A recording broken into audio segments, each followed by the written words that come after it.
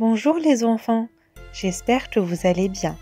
Aujourd'hui, on va parler de la fête de l'Ascension. Alors, tout d'abord, qu'est-ce que ça veut dire le mot ascension? Le mot ascension veut dire monter, comme par exemple un ascenseur. Et aujourd'hui, nous allons parler de cette fête et nous allons comprendre pourquoi les pères de l'Église l'ont appelée ainsi. Donc, il faut d'abord savoir que la fête de l'Ascension est une fête seigneuriale majeure. Elle tombe 40 jours après la résurrection du Christ. Mais que s'est-il passé ce jour? En effet, après sa mort et sa résurrection, Jésus est apparu plusieurs fois à ses disciples pendant 40 jours. La dernière fois, les disciples et Jésus étaient tous réunis à la montagne des Oliviers. Et sous leurs yeux, Jésus s'éleva vers le ciel. Les disciples ont vu Jésus se lever en haut lentement au-dessus des nuages. Et comme ils avaient les regards fixés vers le ciel, deux anges sont apparus auprès d'eux, vêtus de blanc, et dirent: « Gens de Galilée, pourquoi restez-vous là à regarder vers le ciel? Ce Jésus qui vous a été enlevé pour le ciel viendra de la même manière que vous l'avez vu s'en aller vers le ciel. Mais personne ne sait quand il reviendra, si ce n'est Dieu le Père. » C'est un moment mystérieux que nous raconte saint Marc dans son évangile.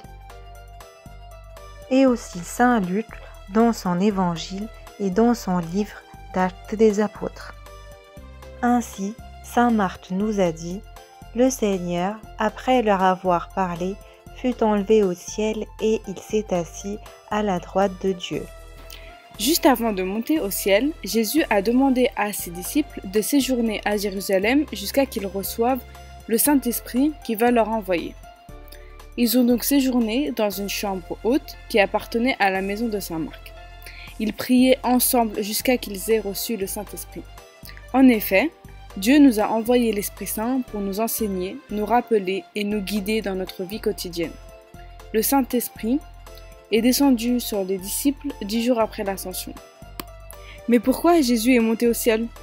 Il est monté au ciel pour préparer un endroit merveilleux pour nous afin que nous puissions être avec lui pour toujours. Lui-même nous a dit: « Il y a beaucoup de demeures dans la maison de mon Père.